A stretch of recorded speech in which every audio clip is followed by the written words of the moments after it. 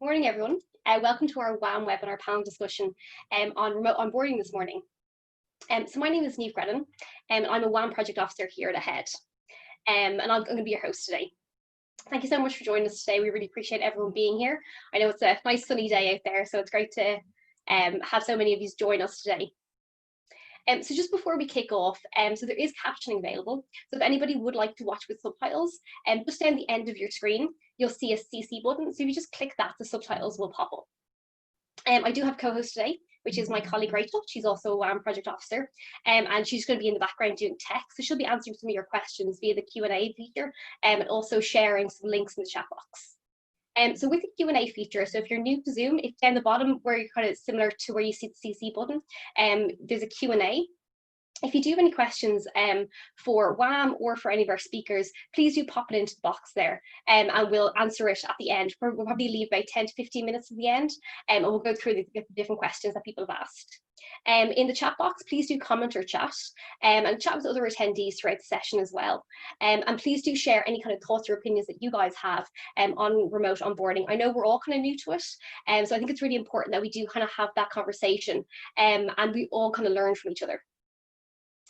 So I'm going to ask my colleague Rachel to share a poll, and this is just kind of specifically around sector and background, and just to kind of see where you guys are all coming from. So I'll just read it out for you guys. So the first one is, please select the option appropriate to you. So either I work in HR, I'm a designated disability access officer, I'm a hiring manager, I'm a line manager, or I'm a regular employee. Then the second question is, what sector do you work in? And it's public employer, private employer, higher education, further education, NGO, not-for-profit, or other. So while you guys are filling that out there, I'm just going to tell you a little bit about AHEAD. If you are new to us, or this is the first time that you're joining one of our webinars. So AHEAD's been around since 1988, and the WAM program itself, or just WAM for short, is a project of AHEAD, and it's been around for 15 years now, so since 2005. So the WAM program is funded specifically by the Department of Employment and Social Protection. So WAM works with employers who provide paid graduate level internships or placements for graduates with disabilities by ring fencing roles for a minimum of 6 months. So we've placed over 470 graduates to date, and 80% of our graduates secure full-time work as a direct result of the placement. If you want to find out more information, we've loads of resources as well over on our website. So it's just ahead.ie, and then it's /WAM. So I'm going to ask Rachel there to end the poll and just to share the results there on screen. Brilliant, thank you. Great, so yeah, so we have a real mix actually, which is really great to see. So a lot of people who work in HR, people a regular employee, a lot of the public sector, private sector, then everything from higher education, NGO, and then other as well. So that's fantastic there. So Rachel, you can stop the share there. That'd be great. It's always interesting for us to know, but also for you guys to know, I'd say, just who else is kind of watching and who else is really engaged in understanding more about remote onboarding. So we're really delighted. We actually have 5 panelists today. So we were quite ambitious when we were putting this together. We asked a good few companies that we really admire, and everyone came back and said yes, which is really fantastic. So we're really thrilled to kind of get their insight and their perspective, specifically around remote onboarding, especially during the current pandemic. So from a WAM perspective, we definitely had a lot of concerns about our graduates beginning placements completely remotely. We were quite worried about how will training work? How will grads kind of settle in and feel comfortable in that kind of new environment that is specifically remote? So I think with the WAM program, one of the things that we really kind of advocate for is people being in the office, people kind of being in there and learning from each other, learning from their peers, learning from management. But the fact that this pandemic has happened and the way that we work has completely changed, especially from an office environment to go remotely. Actually, it's how will this work now, and how can we make sure that we're supporting our graduates, but also all employees, the best that we can, and also to make it as inclusive as possible.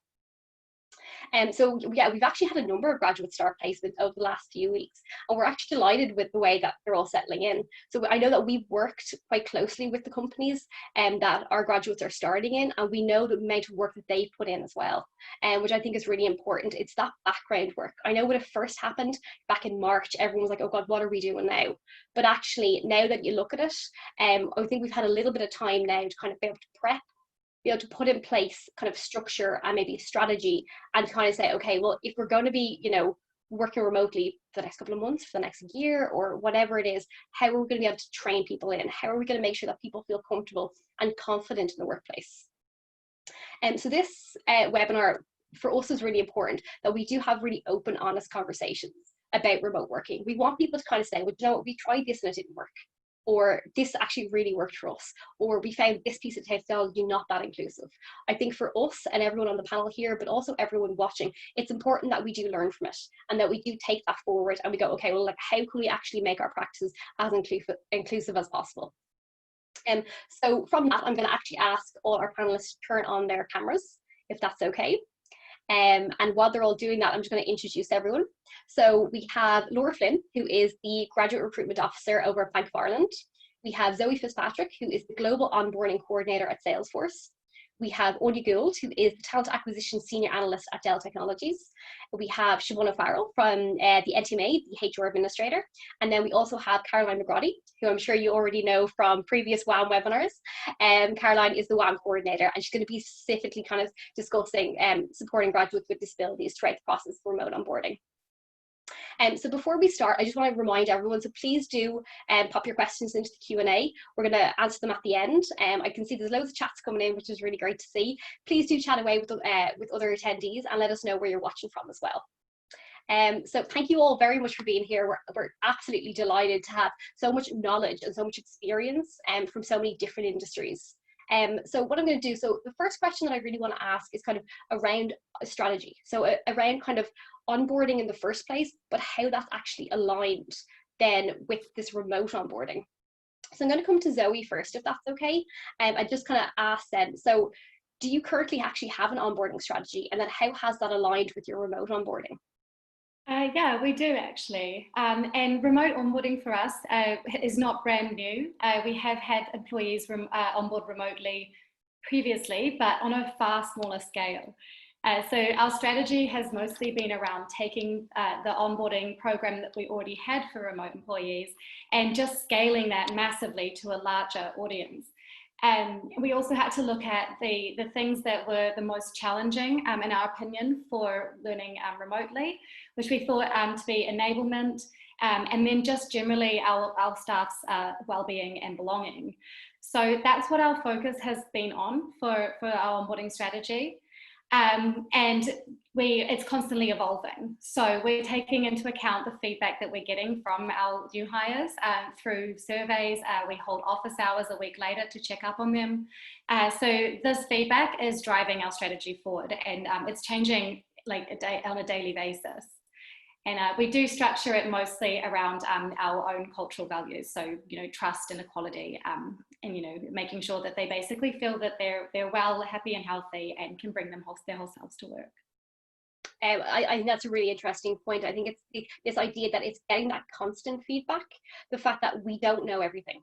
You know, and I think it's important for us to actually realize that, because, yeah, obviously this pandemic kind of came out of nowhere, that for us to kind of go, okay, well, getting that feedback from employees, because they're the person actually going through the onboarding. So I think that's really interesting that you said that. Thank you, Zoe. I might put the same question then to Siobhan, just to get that kind of different perspective, because I know you're kind of two very different industries. So from you guys over the NTMA then, so do you actually have an onboarding strategy, and how does that align with the remote onboarding?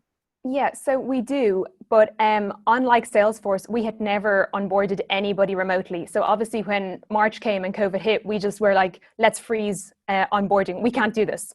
And then within about a week and a half, we were like, we can't afford to not do this. So much like Zoe said, it's constantly evolving and changing, and we're very focused on trying to get across kind of the cultural pillars as well, and the emphasis on employee well-being and also the employee resource groups. So we're trying to emphasize the inclusion and diversity aspect, and that we have a green team and the sports and social. So like managers are looking after, you know, your training in the role. But from a HR perspective, we're trying to make sure the person is engaged with the organization and our values, and what we're kind of trying to what our values as an organization are. So some of the onboarding that we normally do would involve like L&D workshops. So they were a pretty straight swap to Zoom. But other things, like for our new joiners, we were starting everybody remotely, whereas now, where possible, we're trying to start them in the building on day one. Our building is still open. We have very minimal people in the building, but we just feel that, seeing as most of them are recruited through Zoom interviews or WebEx interviews, they're not on site, they don't get an idea of who we are really to that same extent. So it's nice on day one to get them on site to meet the HR people who they've been dealing with, who they haven't met. And then we normally have someone from their team, either their manager or someone else from their team, who'll be able to maybe have lunch with them and something like that. It also benefits facilities and IT to set them up that way.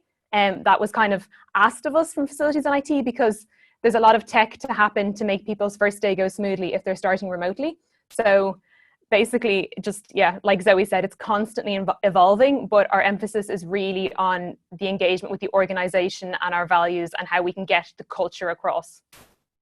Absolutely, and thank you so much. That's actually really interesting that you guys are doing the first day in the office, because I know Caroline could probably speak on this, that we have kind of adapted our training that we give, kind of pre-placed training that we give to employers, and we're kind of saying day one is so vital.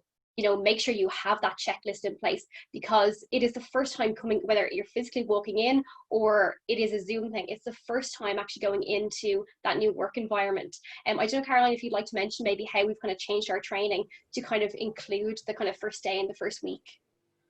Yeah, so I suppose, as we've kind of mentioned at the very beginning, kind of at the introduction, this is a brand new area for WAM and ahead, because I suppose WAM has been in existence since 2005, and all of our graduates kind of work in the workplace, in the office environment. So we've never had to deal with, starting graduates remotely ever.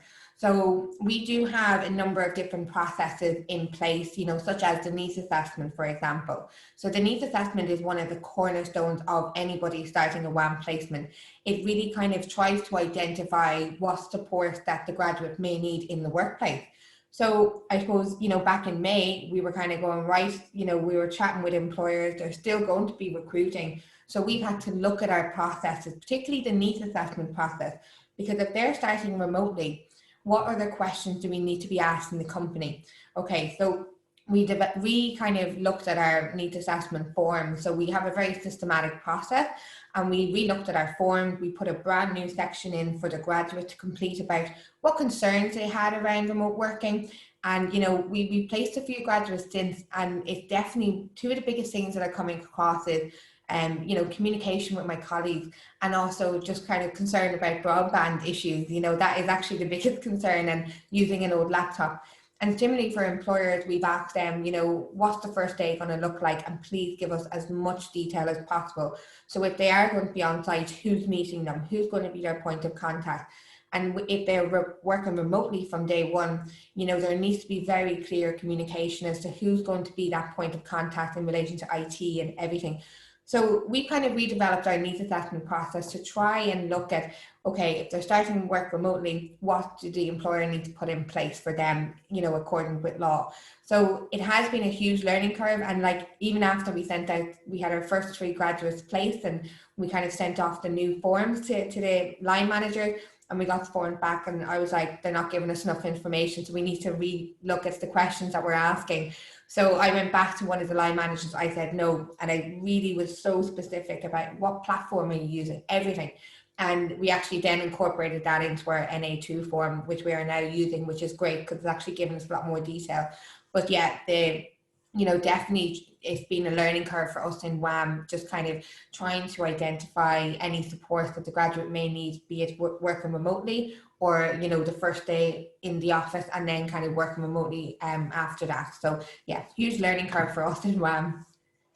Every time it is, and I think we are all learning, but I think the graduates as well are very much understanding of that, because we're learning as long as they're learning as well. Something that we did have concerns about was kind of security and GDPR issues. So I know for ourselves, we I know in the WAM office we would have maybe some files, but they'd be in a locked cupboard in a locked room, and everything is very encrypted. But then if we're suddenly all at home, we don't print things anymore. It is just online for us. But actually, if you're having a private conversation, are you in a private room? Can people overhear you? That's definitely a concern when you're not in an office space. And I was just wondering from you guys, and I might direct this to Siobhan, has there been any security or GDPR concerns that you have found while people working remotely? Yeah, so obviously IT security is a huge issue anyway. And we have a very strong IT security team. We cover it in induction. There's actually a separate induction that includes IT security. And So we already have a lot of measures in place to make everything we do as secure as possible. As you say, working remotely, there is no bringing home files from the office. That just doesn't happen. And you can't print at home either. We don't have that facility. Whether or not you have a printer, it's like the security blocks that. So we have sent out like regular communications, and we have been reminding people, as you say, that just because you're at home in your house, you know, to still be mindful that, you know, your family are there or the other people are there, or if you're maybe out, that you are in a space where there could be other people. So to be mindful of having phone conversations and things like that. So yeah, it definitely is a concern, but it's a concern anyway. So I think we were in a good position to begin with, that we were quite aware of it. We also have issues with Zoom. So we're not actually allowed to use Zoom within our like our work environment. We're not allowed to use Zoom, which is very unfortunate, because Zoom is a great platform, and we use WebEx, which is a little clunkier. So like I've been using it for interviews and things, and it's fine once you get to know it. But I think especially, you know, if you're interviewing people, it's not as nice an experience for them if they're struggling to log in. That people don't tend to have those issues so much in Zoom. So there are those aspects where, because of the security, we're a little restricted in how we would like to do things, but we have been using Zoom for like learning and for training and things like that. So it's kind of to be mindful of the security and kind of make those judgment calls on whether we have to do this within the environment, within WebEx, because it is confidential, or whether, you know what, we're doing a training session, we can do it on Zoom and that'll be okay. Yeah, absolutely. Yeah, Zoom is one of the big things for us. So we have been using Zoom for all our webinars, and the amount of people that have kind of registered, I went, oh, actually I can't register. We get emails all the time saying, oh, I'd love to do it, but actually the system's blocking it. So we do ask people actually just to log in on their own personal devices. Yeah. If it's handier to do, but it definitely is frustrating. I've used WebEx a few times myself, and I definitely find it a bit clunky. Yeah. And I find it, I worked with a graduate there recently, and it doesn't actually work great with JAWS software, which is specifically for people who are visually impaired. So it'll talk back to them. So with Zoom, it's quite intuitive and it works. With WebEx, it isn't great. So I know somebody specifically was doing an interview and it had to be over WebEx. They ended up having to not do it by a video and just by a phone call. It was just a bit of a messy thing, and if it had been Zoom, it would have been really different. So I might ask Zoe as well, from Salesforce perspective, specifically about kind of security and Gdpr and how you guys have got around that. Yeah, well, like Siobhan, it's a huge thing for our company anyway. So even before remote onboarding became so big, trust has always been our #1 value. So we do dedicate a lot of our onboarding program to talking about trust, you know, just the basics of, you know, locking your computers and, you know, phishing emails, things to be aware of. And it is something that our new hires, you know, get repeated to them over and over again. And you know, we do have to make a point of saying that, you know, in the home, you might not be so alert to these things, but we do still need to keep an eye out. The main thing that we sort of came across with onboarding was we need to provision our new hires with their equipment. And this is obviously, you know, now they're going to their homes instead of the office. And this is new data that we're not used to collecting from our new hires, very personal information like their shipping addresses. So we had to collaborate a lot with our HR team, our HR legal team, our compliance teams to see, you know, how we are allowed to collect that data, who can collect it, and then how we can use it, how we can share it, how we can delete it. So that was a huge learning curve for us, getting used to finding out information that we normally wouldn't even ask, and then implementing it. And, you know, it has been successful, of course, and it took a little bit of time, but it was definitely worth having those meetings and figuring out how we can use that data. That's brilliant, thank you. And I think that's really interesting, kind of the fact that it was yourselves and HR and different departments coming together to try to figure it out. That's great. Thank you so much for those comments. I think really insightful. One of the things that we definitely were concerned about specifically is training, because I know onboarding is very much about training and about that kind of settling in and getting to know the job itself. So I was going to ask Anya and Laura, how do you guys conduct training? How did that actually happen? And like, what platforms did you use? So I might go to Laura first. Yeah, of course, Niamh. So, yeah, obviously when we were coming up to our virtual onboarding, we were thinking, oh God, like how our manager is going to train in all of these grads. and we have 9 or 10 different streams. So, you know, there's not going to be a one kind of fits all. So we use Skype for Business, and that was recently rolled out. The timing was great. It was rolled out in August for all staff. So that's really handy for, in terms of, you know, bespoke training for the different teams. People on that grads team can have a Skype call with them, share their screen, and show them exactly what they need to do, where and when. So without that, I think we'd be lost. Like, Skype for Business has been really, really handy. And then in terms of wider grad training that would be general, based on general topics that they all would need to kind of adhere to, we do have a development plan that we would usually run in-house, like classroom training, and that has all been moved onto Zoom, and we're finding that really handy. So we just try to do smaller groups, smaller sessions, so, you know, everyone feels comfortable, they're getting enough attention, and they're able to ask questions. And it is really handy for those that are maybe a little bit shyer and don't necessarily want to put their hand up when you ask questions. They can use the chat box function, which is great as well. And then, you know, in terms of training their grads in on the IT, the laptop use, those kind of basics as well, we held IT clinics for them, which is what we called them. Now, they were held by HR. We were just kind of renaming ourselves as IT experts. But myself and my colleague Niamh held them. So we did, again, 3 small sessions with 10 to 15 in the group. And we went through each individual to see how they were getting on, any areas they were stuck. And we use screen sharing and slides and that on Zoom to show them how to do the kind of basic IT stuff, how to get onto our employee hub, some tips on Outlook. Obviously, I know a lot of them would use Outlook, but maybe not in a corporate setting. So we really would be lost without the likes of Zoom and Skype for Business. And I think the main things to keep in mind are maybe keeping the groups a little bit smaller and tailoring, like, a lot of the material we would use for the training we would have used before, but we needed to tailor it to that online virtual setting to make it more relevant as well. Thank you so much. Yeah, I think there's some really interesting tips in there. Let's go to you, Anya, then, specifically around how in Dell, how you guys have actually conducted training and what kind of platforms you've used. Yeah, sure. Thanks, Niamh. So I suppose when any team member joins us in Dell, we're really lucky that they actually complete one part of their training before they ever even come in the door of Dell, or ever even start with us. And that's done through a virtual platform, through Workday, through their onboarding plan. So this kind of training focuses on our culture. So it goes through our culture code, which is our 5 core competencies that we would look for in any team member to use on a daily basis if they were to join with us.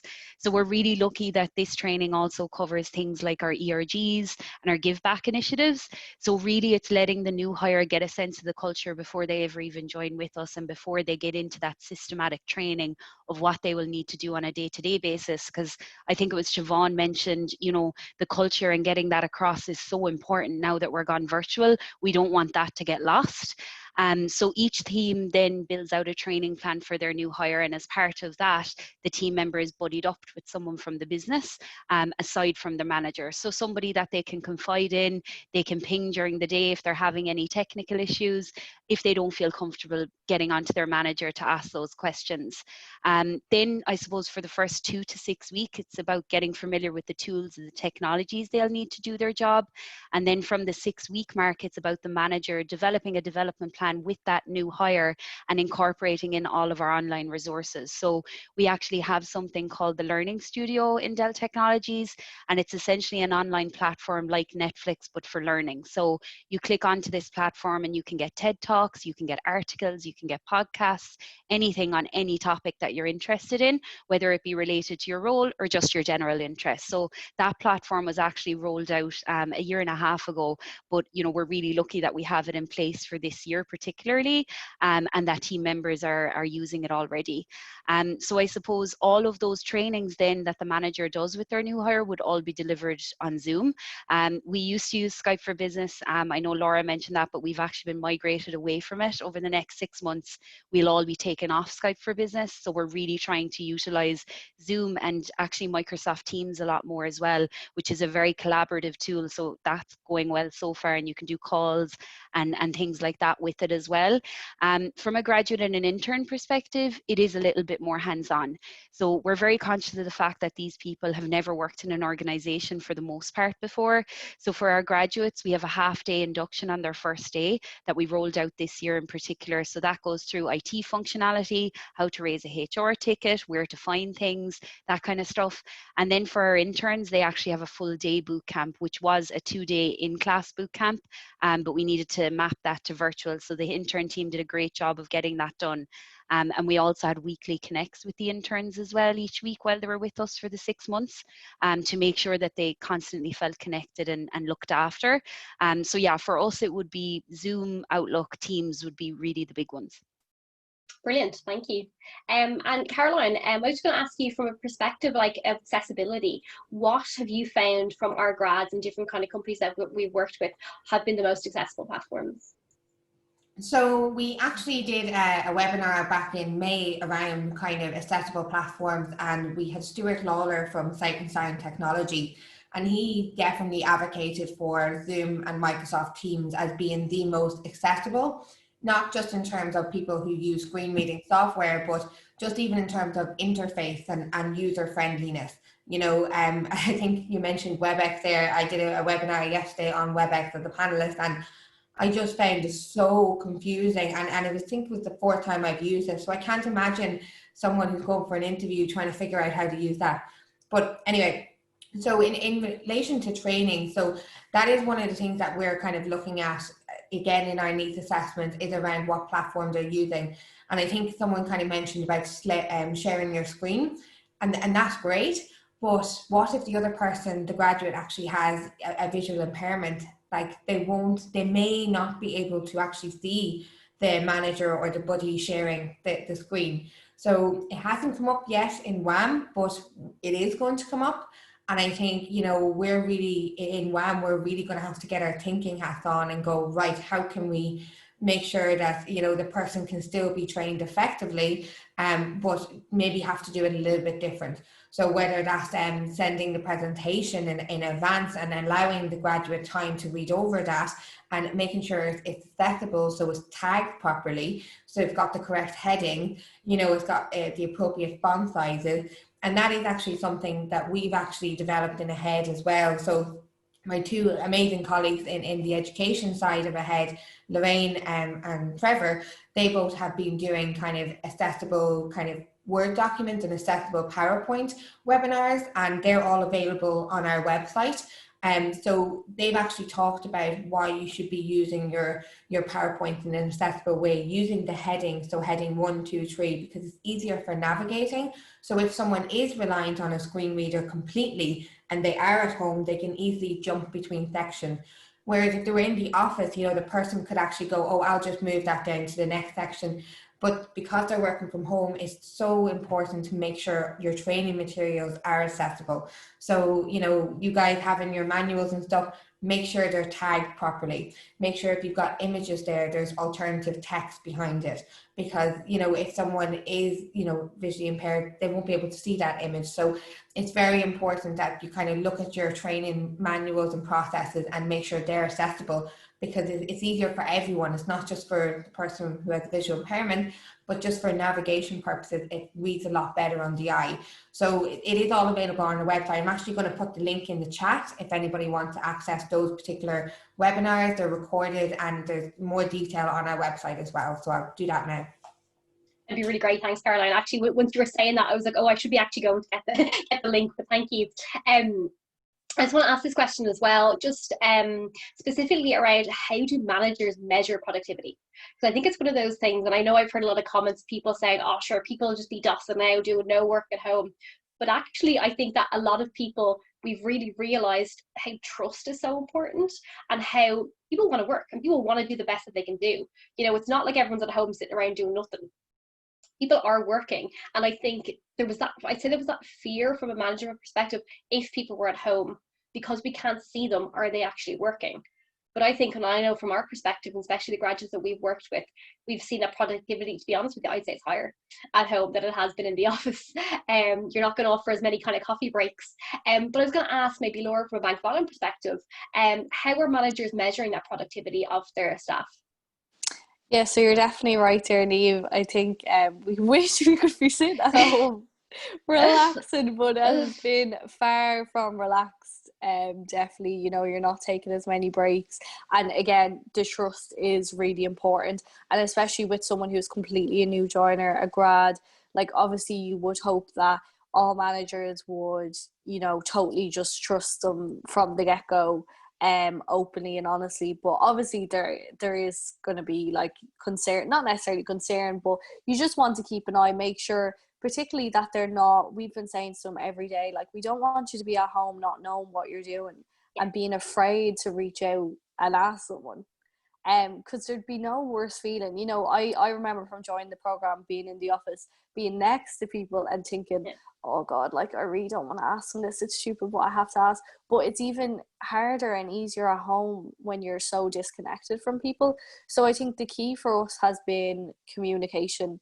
And we've just instructed the managers really openly, look, you need to check in with your grad every day. I know we've all been working for the company for a bit longer. It's easy to think that, you know, people will just be able to work off their own initiative, know what to do. You kind of forget what it's like to be totally new.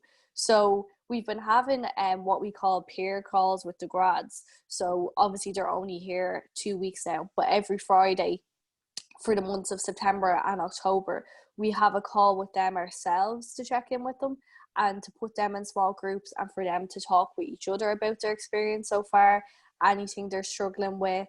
And then we have peer calls for the managers as well. So if they have any concern, they can bring them up with us separately then. And we've just been really trying to encourage and foster an environment of really regular communication. More, you know, it's better to have more than you require than too little. So we're like, look, put in even 15 minutes with the grad or new joiner every day to make sure you know, they're clear on what's expected of them. And they do set goals within the first month with their manager as well. So they really need to know, look, this is what's expected of me. And then when they're down and recorded between themselves and the manager can then look and see, okay, well, has this been met? Has this been met? If this hasn't been achieved, why is it? Is that the person isn't putting in enough work at home, or is it because they're actually stuck on something, or they weren't sure of the task? So they really lay out what is required and what their goals are clearly, so that they have a metric there to measure their productivity. And obviously, again, you know, we don't expect them to be super productive and getting everything right in the first few months either, but just to know that they are working on their role, on their tasks, and that the manager and the grad have them agreed clearly between them, and they can check in on them every month or every day or whatever the frequency may be to see what the progress is like. So I think just communication has been the key here. I know that's kind of just like everyone saying communication, but you know, people are busy, like managers and teams are busy. It's very easy to not have the grad and new joiner sit next to you and have them always on your mind. So we've just had to be clear in our communication with them, and we've had to ask them to be really clear and consistent in their communication with the grad as well. Yeah, and I think it's, you know, it's the point of, like, you can't have someone stand over your shoulder. Do you know what I mean? Like, oh, come here, and I'll show you this. You know, oh, actually, you know, this is how you do this. And it is that if you're busy, it can fall out of your mind. So I think it's great that you guys have that structure in place to kind of go, okay, are you checking in? And we've said that as well, you know, in our peer calls with managers, we've said, I know it seems quite obvious, but because of the environment now, if, like you said, if you want the grad to be trained and learn different skills, you're going to need to get someone from your team to put in that time with them. Because like you said, they're not just going to be next to people physically that they can say, oh, like, you seem free now, do you want to come over and I'll show you this? You need to really think about planning it out.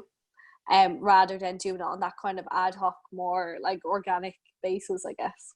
Yeah, and that's it. And I think those conversations do happen organically in the office. You might kind of, like, I know ourselves, you know what I mean? Like, I've only been working with the head now over a year, but I might kind of, you know, something might come up and, like, I might say to Caroline, she's like, oh, actually, yeah, sure, that came up a couple of years ago and this is how we dealt with it. And this is like, okay, but that happens organically because it happens through a conversation.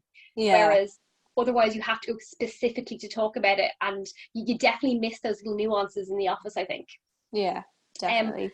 I was going to ask Anya as well, from maybe a Dell perspective then, if you have any kind of anything else you'd like to add to kind of how you guys measure productivity. Yeah, for sure. And I definitely echo everything Laura has said around communication. It definitely is key. The only other pieces, I suppose, from our perspective that we would see as advice we would give to managers and new hires around this area of productivity at home is, you know, overall, it's also really important that when you're on the calls to be present on the calls. So, you know, not only are we working from home, but we're parenting from home, we're schooling from home, we're doing everything under the one roof now. So to be present on those calls is just as important as having the call there. So, you know, whilst putting on the video and Zoom burnout is definitely a real thing, you know, if it's a one-to-one, make sure that the camera is on both for the manager and for the new hire, because you want to get the essence of being in the same room as that person, and that's the fastest way to get it. I suppose, you know, we all know that the last 6 months has been new for everyone, and in March when this started, everyone was learning, but we're really lucky that, you know, remote working has been a part of our culture for years in Dell, but a lot of teams opted for 5 days in the office because that was just their preference. So, you know, remote, I suppose, working was never, and I suppose measuring productivity from home was never brand new for us, but it was definitely a challenge for some new managers. So really, I suppose productivity has now shifted to a focus on just output, and it doesn't matter how long or how little you're sitting at your desk, but it's the outputs that matter. So in addition to that flexibility that you're given, and I think you mentioned it, Niamh, the trust is really the heart of all of that. You need to have trust both ways or it's just not going to work. So it doesn't matter how, when or where you do it, provided that it's done. You know, a manager will then get the sense of, okay, my onboarded new hire is being productive at home because I see the outputs. It doesn't matter if they're online first thing in the morning or last thing in the evening. If it's being done, you know, why do I care how they're doing it as long as it's being done? And in the past, where we've seen managers have monthly one-to-ones with their new hires and team members, they're actually now having more frequent catch-ups, which is making the communication more frequent and constant. So I suppose in addition to those one-to-ones, it's about making it fun too, because that social aspect of the office is taken away from us now. I mean, on our team, we have a weekly Friday quiz call. Never miss it. It's in the diary and nothing goes over it, because you want that Friday feeling that we don't necessarily get anymore. And those types of sessions that you have with your team are how you'll get that. So that's a really big piece for us as well. And it's working for me. So that's the part of it that I love. And I think that's a really, really interesting point that you were saying, that like it needs to be so much more than just work. And I think just the next kind of thing that I'd love to talk about with everyone is kind of that building relationships, building that with colleagues. You can't just be like, work is work and I'm there for paycheck and that's it, you know, and obviously that's part of it, but it's so much more. You want to be able to kind of progress in your career. I feel like you're doing something productive with your day. You want to get on with your colleagues. Like there's so, you know, it's that kind of holistic approach to work that we need to kind of foster. And I know when you're kind of in a building, it is that, you know, having a quiz or having a coffee morning or having those kind of things physically, you know, in a space. How do you translate that to remote working? You know, how do you actually make staff feel more comfortable with asking those questions? You know, they go, oh, actually, well, I know that person because I was chatting to them last week, or, you know, building that kind of relationship. I was going to open that question up to anyone if they would like to maybe ask, how do you foster that relationship of making staff feel more comfortable? If anyone would like to answer. Go ahead. No, you go ahead. Okay, yeah, I mean, for us, it's definitely meant that for our onboarding, especially, we've had to add in a few more sessions than we might normally. So we've actually added in office hours so that we can check up on the new hires a week later. And these are very casual sessions where they really are speaking with each other. It's amazing, after a week, they're actually helping each other out, which is really cool. So we spend a lot of time as well in these sessions asking personal questions about them. So asking maybe if they play any instruments, is there any hobbies that they've taken up while they've been working remotely, just to try and make sure that we like kind of celebrate the person for who they are, not just for the role that they're going to be doing with us. And this ties really heavily into our core value of equality. So we really want all of our employees to feel comfortable being themselves at work, and for just, really being able to express themselves and who they are. And we do have what we call equality groups, which are made up of different, sort of organised by members of different minority groups. So for example, we have Outforce for the LGBTQI community, and then we would have Ability Force for people living with disabilities. And people can get together and share ideas, make connections, and this translates into their work afterwards. Especially because these groups are so supported by our management team and they're funded by our management team. So they're very encouraged, especially right now. And we're seeing with everything being remote, so many discussions popping up, so many like happy hours where you can meet people. And through this, there's a lot of networking that's done. So we're really encouraging our new hires to get involved and get really immersed in the company culture in order to then make those social connections, and then make those connections then translate into their work as well. Absolutely, I do. I think that is so important. And I think it's the concept, and I think somebody mentioned there, it's the idea that bringing your whole self to work, that it's not just you and your qualification and that's why you're there. Actually, I think especially around disability, it's, can you disclose? Are you comfortable with disclosing? And what are the benefits to disclosing? Like from our perspective, we always we would encourage disclosure, but only as absolutely up to the graduate themselves if they want to. But we would love to see, because I think the more you're open about it, you're breaking down that stigma and that oh, we don't talk about that. And I think it is really important for somebody to feel comfortable and confident enough to actually be able to share, oh, actually, do you know what? I do have a disability, this is what it is, and be able to share it in that environment. I don't know, Caroline, if you'd like to speak about that, how we try to foster that and encourage disclosure. Yeah, so again, as the WAM needs assessment process, so any graduate who is placed with a company, we go through what workplace support that they need or health and safety, and in the report there's always the additional information bit. So the employer does know that they're coming as part of the WAM program, so they know they have a disability of some sort. And I suppose we have that discussion with the graduate during the one-to-one needs assessment. And often the graduate go, oh, I thought they already knew. And we're like, no. And it's really, they know you have a disability, but they don't know what. And it's up to you. We would encourage it because they're very bought in. So I think about 97% of our graduates do disclose on WAM placements. And actually, what we're finding is a new research report is going to be launched today and this week on our website about, we surveyed some graduates and we asked them basically after their WAM placement, did they feel more confident in disclosing to employers because they had, I suppose, had that safe space to disclose and felt supported. So about 66% of our graduates said they felt more confident in disclosing to the mainstream market because of their WAM placement. So I think that that's really good, because there still is, that other force or 33%, but, some of the reasons that people said no was that it depends on the company culture. It depends on who the employer is, so, and some people just said outright no. So there definitely is a lot of work to go in terms of disclosure, but I definitely think those employee resource groups like Zoe had mentioned and like Anya had mentioned around, employee resource groups for disability, that's definitely one way to raise awareness in the company, because it's not just for people with disability. You could have a family member or a friend, or you just really like disability and you want to support the cause, so I think those ERGs are definitely one way to raise the level of awareness within the company. Yeah. Great, thank you. And would anyone else like to come on specifically around disclosure and bringing your whole self to work?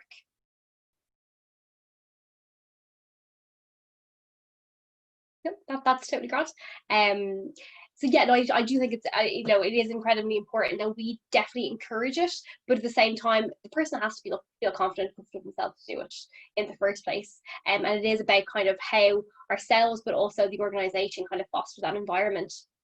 And I think as well, Niamh, sorry, just to jump in there, I suppose from a disclosure and bringing your whole self to work perspective, as Zoe mentioned, the ERGs are definitely one way to foster that. So from a true ability perspective, we have that ERG set up around awareness, not just support, but awareness also for other team members in Dell who may not have a different ability, but need to also be aware that others around them might. So we also have another program called License to Hire. So essentially the idea of it is you wouldn't get in a car and drive on the road if you didn't have a license. So why should you go into an interview and interview a candidate if you don't have a similar license? So we go through this training with managers, and it's really, there's a particular section on it focused around what happens if you're in an interview and someone discloses. How do you foster that environment of care and comfort for that other person? And so they're not just looking back at you on a Zoom call thinking, I shouldn't have said that. So we're really trying to give the tools to our managers so that they are ready for when we're not there, because you know they're likely to encounter those situations a lot more often than we are when they're the ones doing the face-to-face interviews. And we also have a candidate experience team in Ireland and across the globe with Dell, who are really dedicated to how does that candidate feel from day one of application to, you know, day dot of either they're successful or they're unsuccessful. So our candidate experience team, along with us, our job is to ensure that those candidates know that they can disclose at any stage to anybody in the recruitment process. So that helps from our side in terms of being able to foster that as well. Absolutely, and it's about those accommodations as well, that like obviously you can kind of say, well, I need these accommodations, but you don't necessarily have to disclose. But I think it that kind of trust maybe between the manager and the graduate may happen then if disclosure does happen, you know, because there might be trust on both sides then. Would anyone else like to come in on that at all, or will we go to the questions? I know there's a few questions there in the Q&A. I know Caroline has her hand up there. Yeah, I suppose just to say, I know a lot of the companies here kind of assign a buddy to a lot of the new hires, you know, and that's just in general. But in the WAM program, we've always advocated for a mentor role, and that has been part of our process 15 years ago. So it's great to see that, you know, this kind of mentor / buddy system is being more, I suppose, the norm for everybody, because it's like that. It's that go-to that you can just ask those questions that you don't really want to ask your manager about, like, how do we take our annual leave again? Oh, I forgot what form I have to use for this. Sometimes you don't really want to ask that to your manager, but I definitely think when it comes to remote onboarding, that mentor role is more important than ever.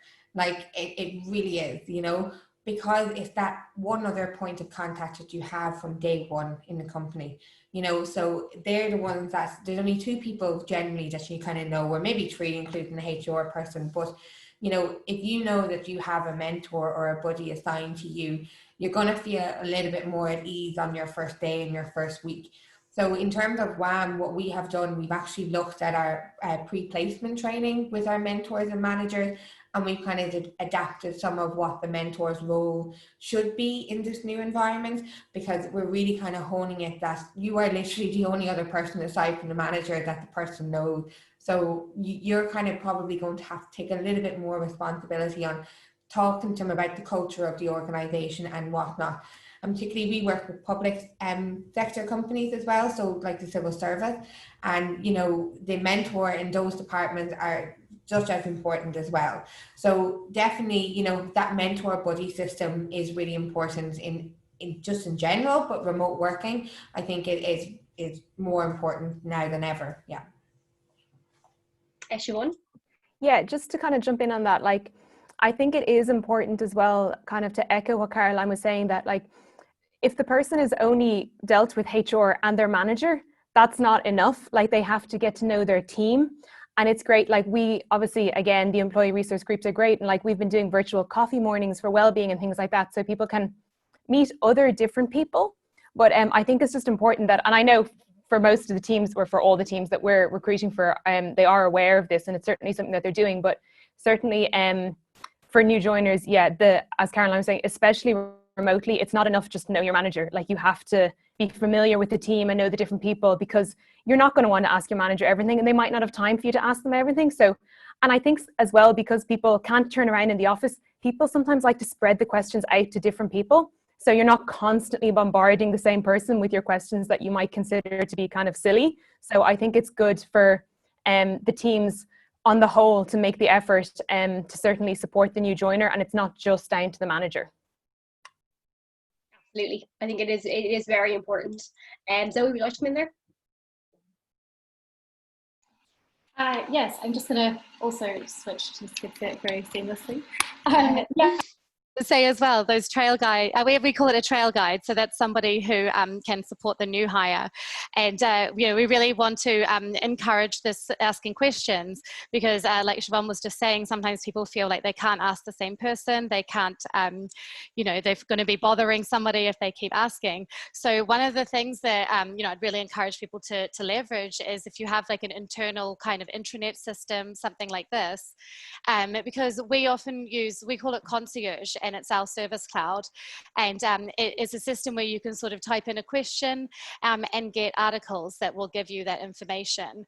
And we find that our new hires really like this because they don't have to feel like they're, you know, bothering somebody, asking too many questions. They can just ask the system. And if their answer isn't there, they can log a ticket and then talk to that person directly. And so we do find that is helpful a lot, and it also gives them a lot of autonomy and helps to, you know, to empower them to find information themselves. But on top of that as well, we really love to embrace the idea of a beginner's mindset. So questions are incredibly encouraged at Salesforce, and you know, we try and drill this home on our first day, because you never know what kind of ideas you're going to spark or what processes may come out of your questions that you're going to ask. So yeah, just to echo what the others were saying, I think that, you know, the more you can encourage questions and then direct the person to where to best ask those questions is going to have a lot of really good results. Absolutely. I think that question thing is so huge, because I think your first couple of days, you're getting so much information thrown at you, whether that's in manuals or videos, or you probably asked the question maybe twice already, and you might have to ask it a third time. You know, you're like, oh geez, I definitely don't want to be asking that again. But that is a great system where you can actually type it in, and you can kind of, and it is that autonomy of actually being able to get it yourself. Because I even know, like, if you look, I mean, back in college days, if you know, ask somebody or you actually go and research it yourself, you're more likely to actually remember it if you go and research it, you know, a specific topic or something like that. So yeah, I think that's actually a great system, to be able to kind of give them that, I suppose, you know, responsibility on themselves, and the fact that it is a bit sparking those new ideas, you know, because those questions coming from new joiners is like, okay, actually that is interesting. Oh, we never thought of that because we work here every day. When a new perspective comes in, it's interesting to see it from that. That's great. Yeah, I might actually, there's a few questions in the chat here that I might go through. There's a question here from Hannah, and she's asked what kind of accommodations you put in place with remote onboarding, and are they different to typical accommodations that are given on site? So I don't know if anybody would like to take that, or maybe Caroline might start off if you'd like to, just from a kind of a WAM perspective of the different accommodations that we've maybe seen over needs assessments the last few weeks. Yeah, so what we're kind of seeing is it's kind of interesting. So, you know, it very much varies from person to person. But what we're finding doing the needs assessment, if they are going to be working from home, you know, from the very start, you know, there's some aspects where we don't actually need to not worry about, but maybe we'll address that on the return to the office. So for example, I had a graduate, you know, who did require maybe just a review of their needs assessment on return to the office because there might be some health and safety consideration. But because the graduate was working from home, you know, they're in their home environment, so you know there wasn't anything that the employer could do in terms of that. So the person had epilepsy, so you know, if they had a seizure at home, you know, the employer didn't have to know what the action plan was in order to, you know, I suppose kind of assist the person. But if that's in the office, there has to be an action plan. So we're actually finding that we're kind of going, right, is it necessary to include that in the report at the minute? Or do we put a note and say we'll review that upon return to the office? So that's the kind of stuff that we're kind of seeing, is that we may need to review it, or we're putting a note in for ourselves to review the workspace. In terms of what kind of accommodations that are kind of different, again, it's kind of been pretty much the same. We've done about 7 needs assessments so far in this process, and we are going to be doing more. So I'm sure we'll see some mad thing coming up, like I mentioned, around the accessibility, and if you're sharing slides with someone who may not be able to see them, I think that's going to be one of our biggest challenges, is to look at how we can do that in an alternative way. But for what we have done, and there hasn't been any major differences really, you know, it's really being mindful of what platforms you're using and to make sure they're user friendly, and that's for everybody really. Yeah, absolutely. Would anyone else like to come in on that about kind of accommodations that have been put in place? I think just from my side, Niamh, it doesn't always have to be big scale either. Like it can be something as simple as giving somebody a chair that's right for them, because the reality is we were all probably sitting at our kitchen tables with the wooden chairs and our backs were in a lot of pain. And also, setting them up with a desktop screen so they're not just using their laptop either. So it's easier to work. So I think for us, the big thing noticing, and it didn't even happen this year with COVID, but even prior to that, that the accommodations don't always have to be large scale. They can be simple accommodations that are easy to put in place to ensure that that person can be them true selves as well and be comfortable and happy in work. So that was a big learning for us as well. Absolutely. I think when it comes to accommodations, a lot of times there is this kind of perspective that, oh, it's going to cost loads of money. But actually, from our research that we found, 4 out of 5 accommodations actually don't require any cost.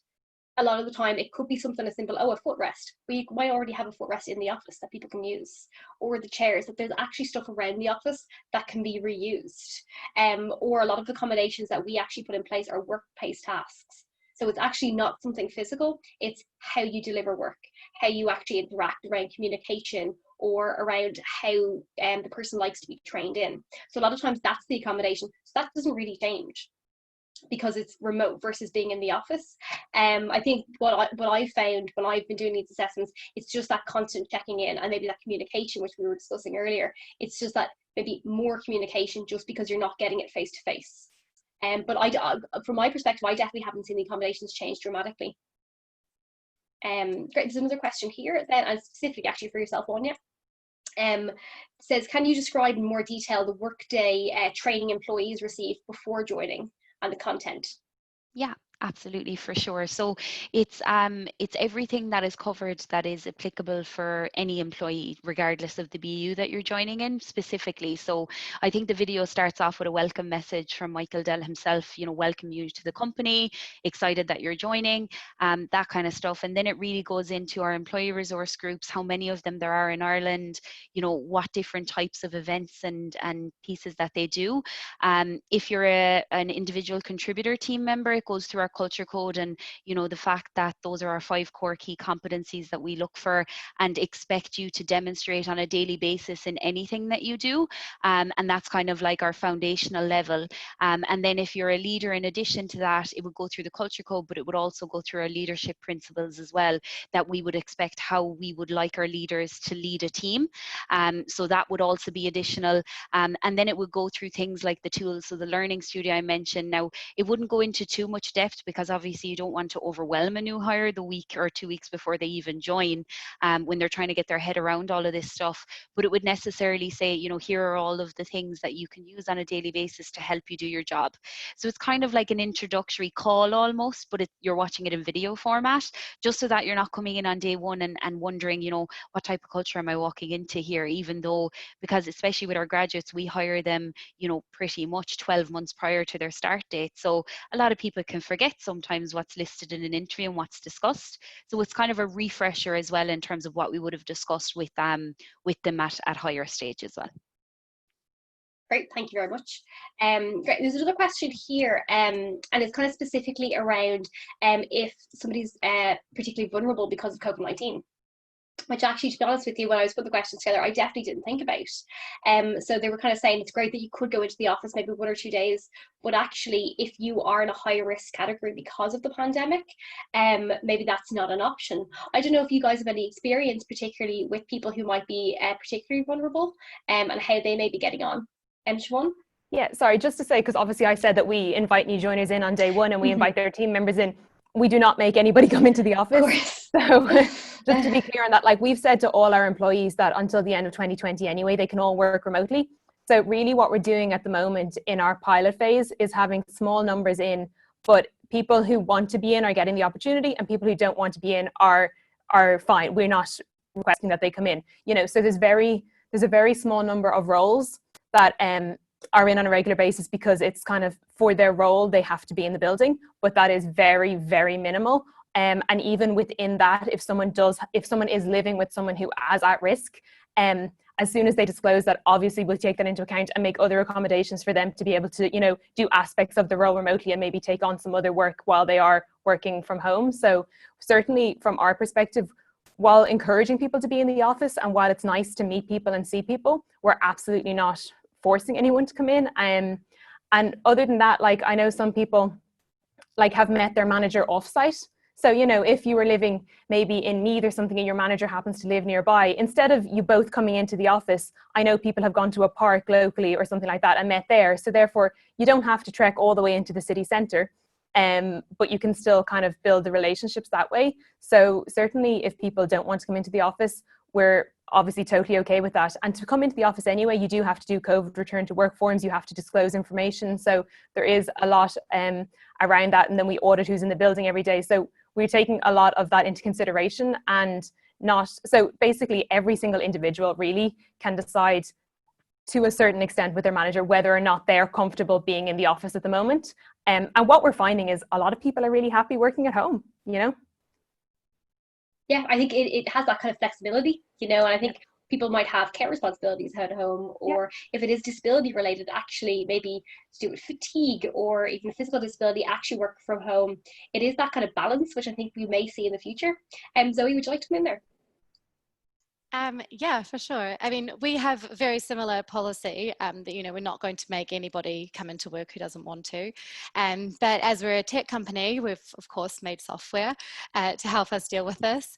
So we've created something called work.com, and this sort of sends out surveys and things to anybody who's in the office that's going to be opening up, so that they can register their interest in coming back to the office.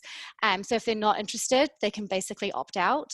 If they are interested, then we'll send them surveys to find out if they need any special care, if there's anything that can be done to accommodate them. And then, you know, an app, and I think a lot of companies have been doing a similar thing with an app where you can, you know, book in time to be there. So it can be very flexible, and we're really trying to make it really easy for people who do want to come back to the office to be able to, but also put absolutely no pressure on anyone that wants to stay at home. Absolutely, and I suppose, as Siobhan was saying as well, you don't know that maybe you might be living with somebody who might be particularly at high risk, or, you know, so I think it is kind of employers having that flexibility to understand that actually, you know, somebody's health obviously is way more important. Before we finish up, would anybody else like to add anything or add into the last point that we were saying? Anya? Yeah, just not on that point. It's just a comment that I saw come through, which I think, you know, I'll jump in and kind of answer it, I hope, a little bit. So there was just one question around mental health issues. So, you know, how do we accommodate, let's say, for people who may have mental health concerns? So for us, we actually have something which is called an employee assistance program. So our EAP program, I'm sure a lot of companies have a similar thing. So this is a service that's available all day, every day, any time of the week, to speak with professionals based on, you know, the needs that you have and the concerns you want to discuss. So that's something that's been in existence with us for years now, and still continues to be.